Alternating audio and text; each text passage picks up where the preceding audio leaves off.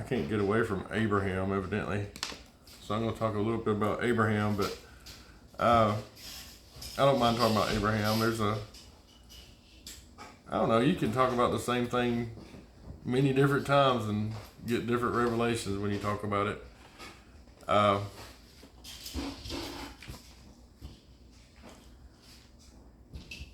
One of the things that's been speaking a lot to me is just the revelation of believing. I guess you can believe something in your mind, sort of, but not really have it rooted in your heart. And just like if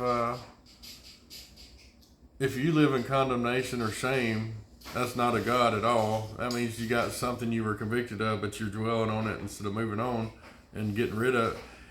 People seem like they're trying to get rid of stuff out of them that's bad, but really all you got to do is plant in your heart what's good, and it'll get rid of the bad.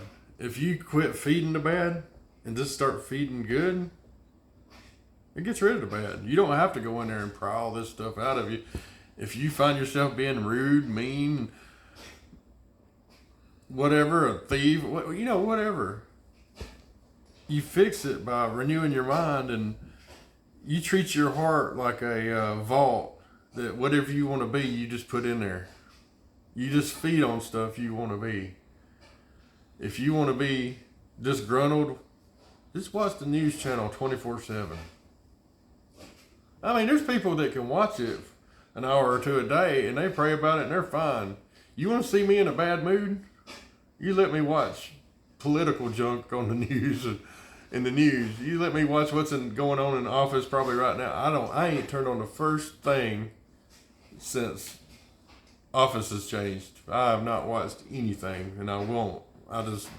People tell me stuff in passing, but I'm just looking ahead for change. But you just feed on what you want to. You feed on what you want to be. I mean, nobody wants to be a jerk. Nobody wants to be unloving. Nobody wants to be a thief, I don't think. Well, I don't think everybody just starts out wanting to be something they shouldn't. So feed on good things. The Bible says overcome evil with good. And this ain't even the message. I don't know why I'm on it, but I want to go to Genesis. This is going to be the message. Chapter 12.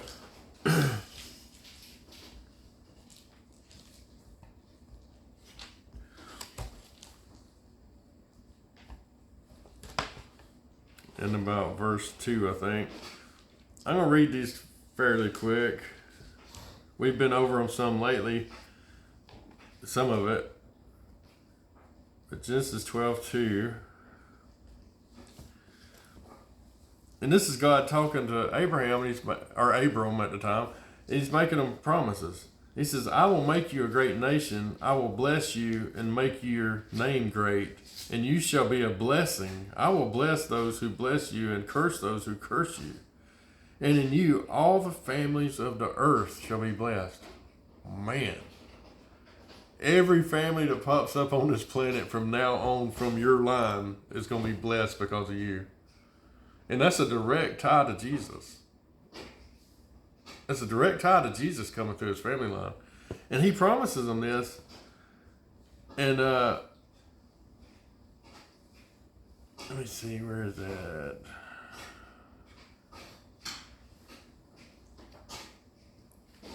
That's verse.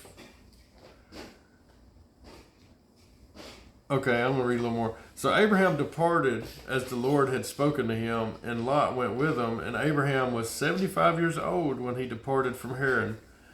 Then Abram took Sarah his wife, and Lot his brother's son, and all their possessions that they had gathered, and the people whom they had acquired in Haran.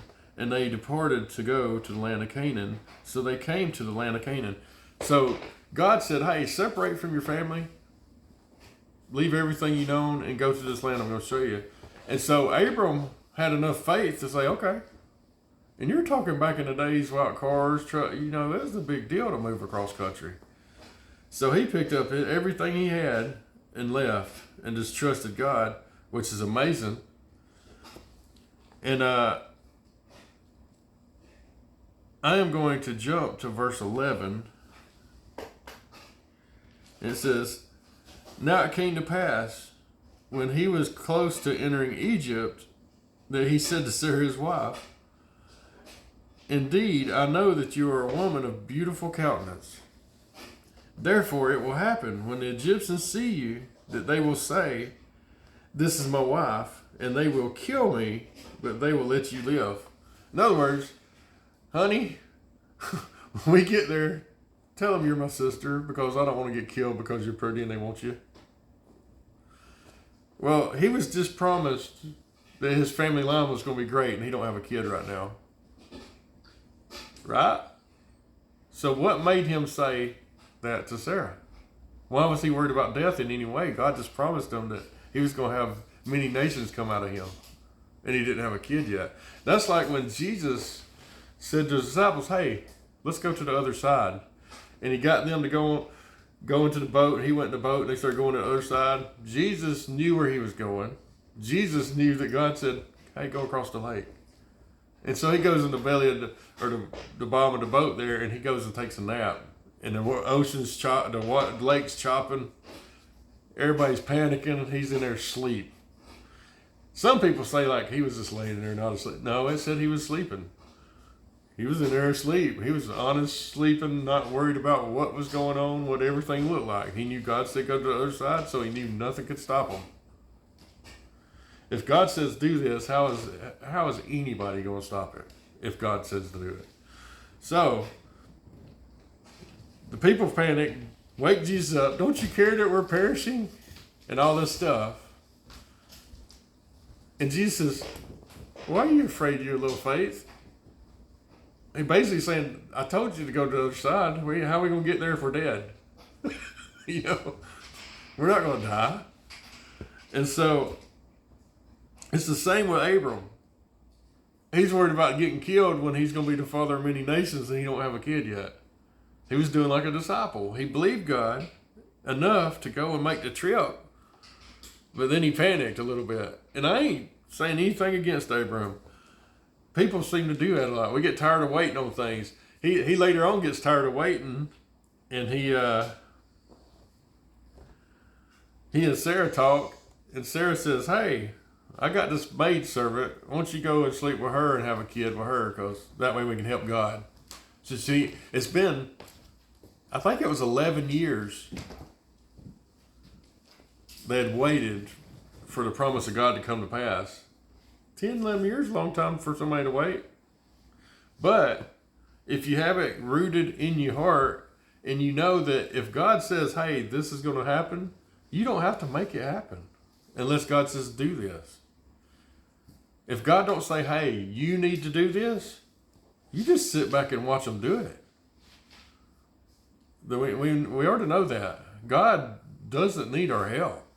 He needs our obedience at times. He wants our obedience at times, but God can do it without us doing a thing. He could say, Ishmael be born, and boom, baby pop out without her even being pregnant if he wanted to. I mean, I'm just saying, not Ishmael, but Isaac.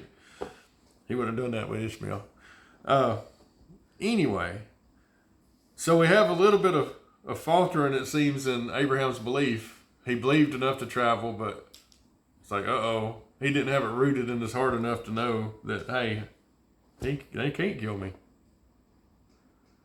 When God says that, he's basically saying, hey, can't nobody kill you. Because my word will come to pass, right? All right. So, I'm going to go to chapter 13. And about verse 15.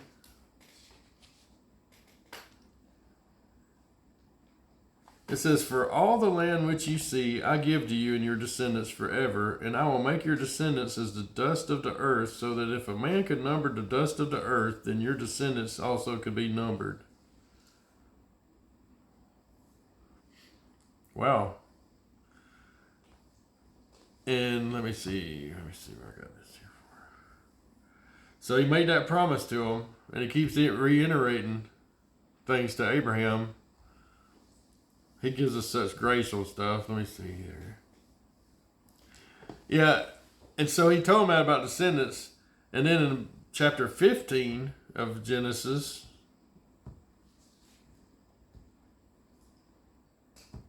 the first verse. It says, after these things, the word of the Lord came to Abram in a vision, saying, do not be afraid, Abram. I am your shield, your exceedingly great reward. But Abram said to the Lord, what will you give me, seeing I go childless, and the heir of my house is Eliezer of Damascus? Then Abram said, look, you have given me no offspring. Indeed, one born in my house is my heir.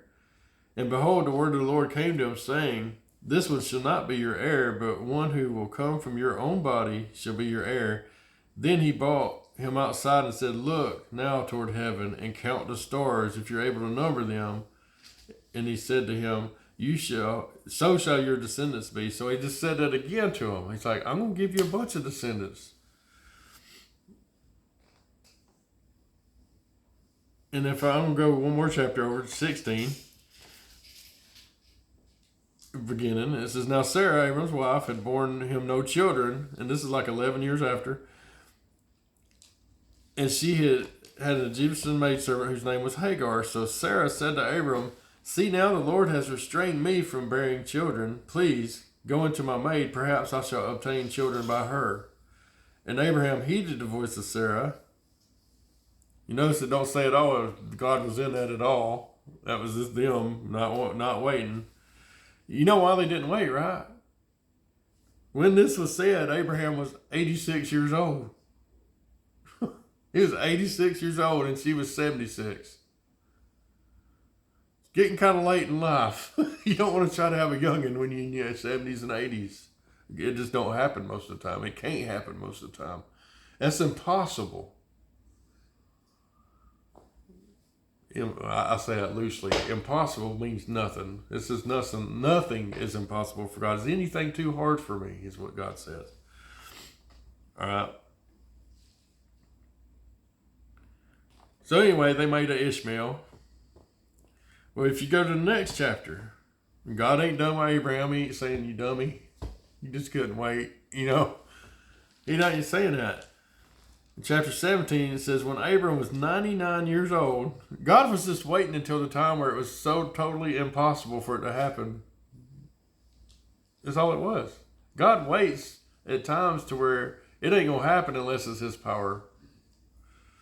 That way you can't take credit. That's why when Gideon went to battle, he started with 30,000 men, or maybe 10.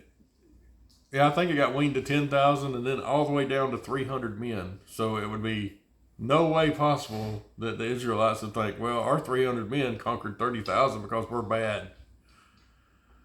You know? God does things like that.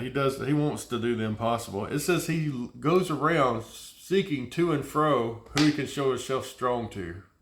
In other words, who believes on me. That's in Chronicles.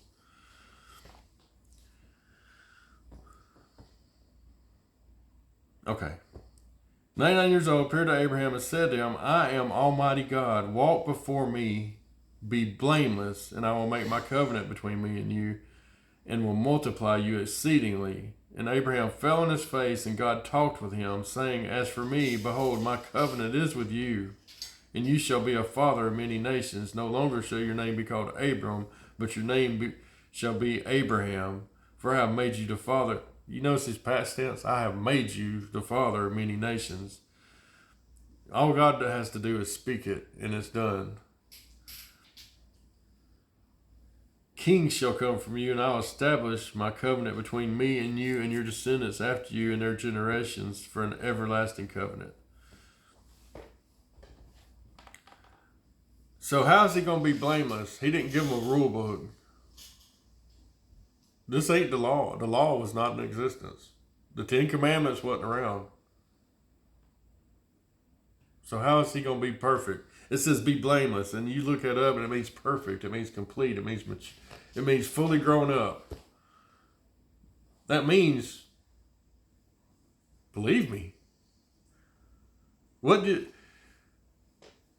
thing that will keep people out of heaven is unbelief. You can say, oh, they did this, they did that. All of it comes from unbelief. You don't do those things unless you're in unbelief. You're not an adulterer. You're not a whoremonger. All those things that list, like the top 3, unbeliever is in that. And all the other things stem from it. If you fully believe God and have that revelation, you're not going to fall into those things. And it changes our life. And the way we get in there is just seeking them. The more you seek them, the more you get into that. I mean, if we're feeding on what we want to be, all good things come from God. God is love, and our whole purpose in life is to love people and love God. That's what our purpose is. And when we live in that, we're actually happy. Have joy unspeakable. God makes you happy when you're obedient. We're designed to walk in love. And we go seeking our own because we think, oh man, I'm gonna lose. I don't want to do that, and I like doing this, and so we grab hold of that little thing we like doing. Whether, I mean, some people video games, some people just all kinds of entertainments. There's entertainments like ruling the world right now as far as people go.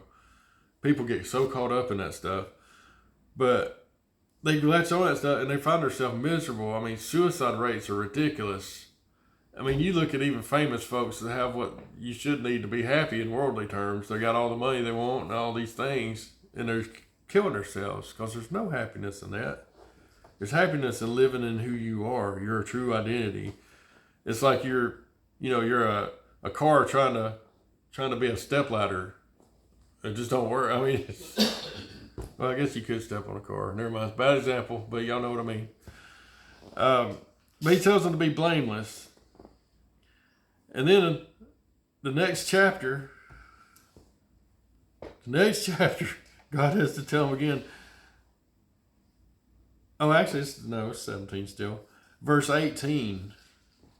I'm going to look at verse 18 of the 17th chapter. It says, and Abraham said to God, oh, that Ishmael may live before you. Because God had just said, as for Sarah, your wife, you should, this is in verse 15 or 16, you shall call her name Sarah, but not Sarah, but Sarah shall be her name, and I will bless her and also give you a son by her. So God just came back to Abraham and said, or Abraham, I'm going to give you a son by Sarah. And it didn't sink in. That's impossible, right? I mean, I bet you Abraham didn't see a whole bunch of people 100 years old having kids. And so it's impossible, right? God just told him something impossible that he don't do that with people normally. People ain't seeing the impossible back in those days. This is before all these prophets. I mean, Abraham was like the first prophet. We only know he's a prophet because God told us that. One of those times he lied about his wife and said, that's my sister. King took his wife, didn't sleep with her yet, but took her home, and God appeared to him in a dream and said, I'm going to kill your whole family unless you turn his wife back. He's a prophet of mine. He said, I'm innocent. I'm sorry. And he got the guy who lied to pray for him so he would be healed because he already took his life out of his system. He could not have any kids, and all his descendants couldn't have kids. God took it just because he took his wife home. He said, have him pray for you and I'll heal you. Let that be a lesson too. If somebody's a godly person, don't mess with them in a bad way. I'm just telling you. Do not touch his anointed. Abraham wasn't doing all the right stuff, but man, God loved him. He loved him the same amount he loves me. Everybody needs to know that. Love him the same amount he loves you. All right. So he says, God's like, no, I'm going to give you a kid by Sarah. It ain't going to be Ishmael standing before her. And when he said that, when he spelled it out plain and clear right there, he said, no, Sarah's going to have you a boy. Okay. But then you hear Sarah laugh. Say, I'm not going to have no baby. I'm not going to have a baby. And God is courteous enough to her to say, and Sarah's right here behind the tent, tent wall. God's like, why does Sarah laugh?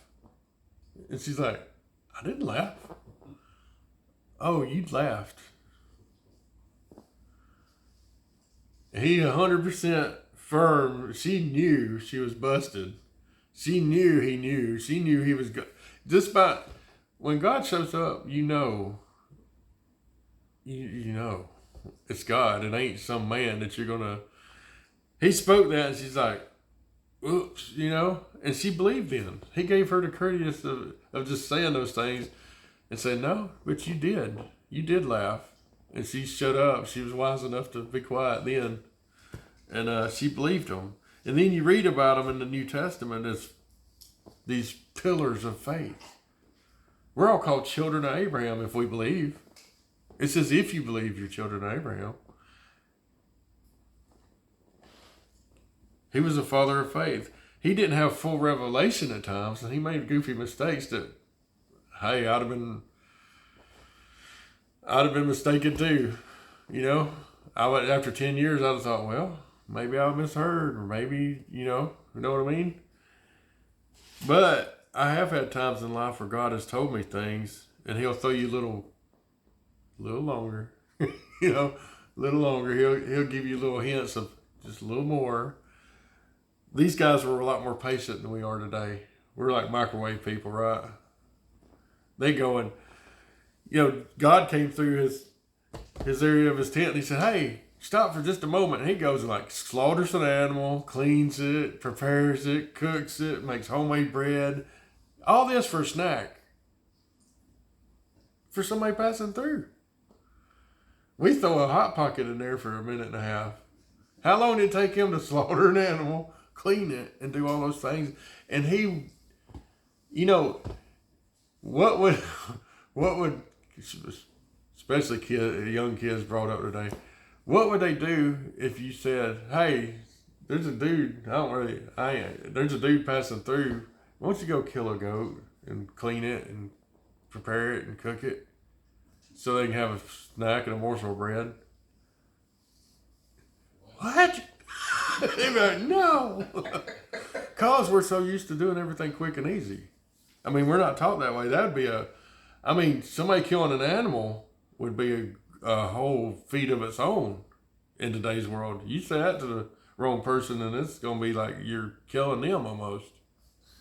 People can't kill an animal, right? And then guts. I mean, what are you going to do with guts? You're going to have to get rid of them. How many people do that nowadays? Right? So it's amazing the difference in their lives and our lives. But you can read in like Romans, why do I have Romans? I don't know why I have this on me. Romans 8:1.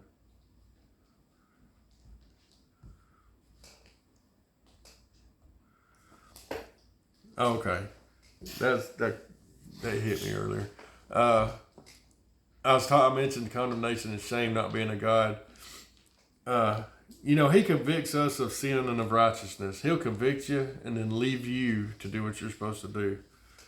It says, there is therefore now no condemnation for those who are in Christ Jesus, who do not walk according to the flesh, but according to the Spirit. And he don't mean that by saying, well, if you're walking in the flesh, I'm judging you and you're condemned. He don't mean that. He means if you are thinking in your fleshly mind, you will be condemned by your own thoughts. There's therefore no condemnation for those who are in Christ Jesus.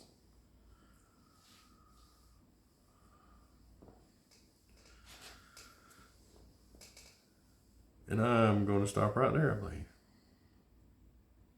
Yeah, I'll stop there.